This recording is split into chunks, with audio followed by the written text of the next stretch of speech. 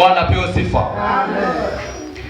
Unayeandika, andika kukua kama Mungu atakavyo.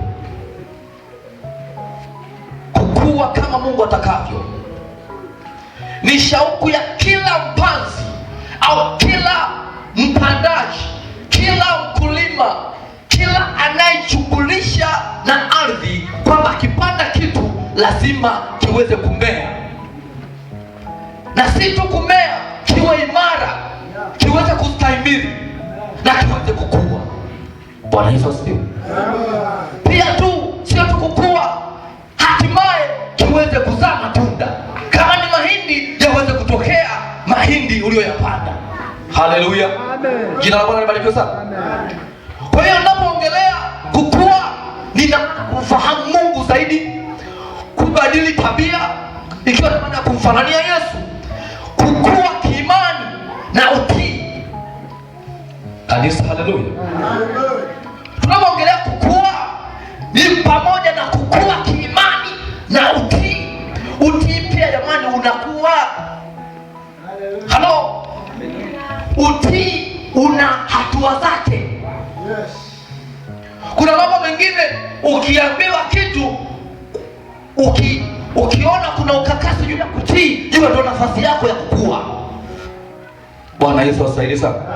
Bwana tusaidie sana. Kwa hiyo unapoongelea juu ya kukua, ni kumfahamu Mungu zaidi, kubadili tabia na kukua kiimani na utii. Yaani kutoka hatua ya kutumia maziwa na kuwa kula chakula kigumu. Sema chakula kigumu. Chakula kigumu. Bwana Yesu asifiwe. Sasa unajiuliza, ni sehemu ipi ni muhimu katika mti? Je, ni majani? Je, ni matawi au matunda? Bwana Yesu asifiwe. Naongea watu. Ni sehemu gani ni muhimu katika mti? Katika hayo makundi, ni majani, ni matunda au matawi? Pasipo ukakasi, pasipo mashaka, sehemu muhimu katika mti ni mizizi yake. Amen. Bwana Yesu asifiwe. Amen.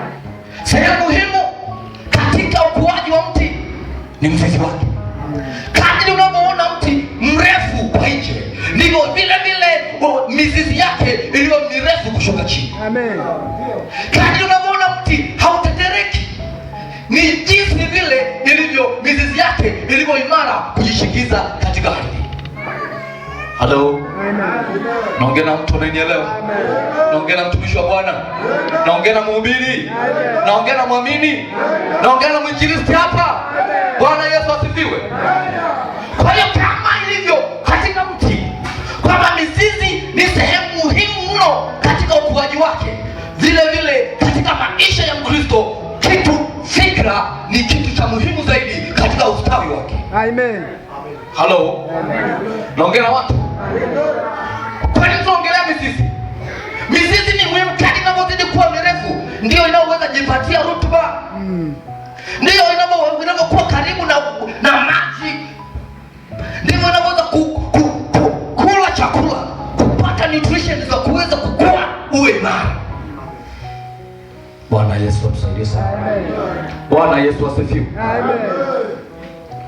Kwa hiyo kama ilivyo katika ukuaji wa mti na katika maisha ya mwanadamu, katika maisha ya mwanadamu, fikra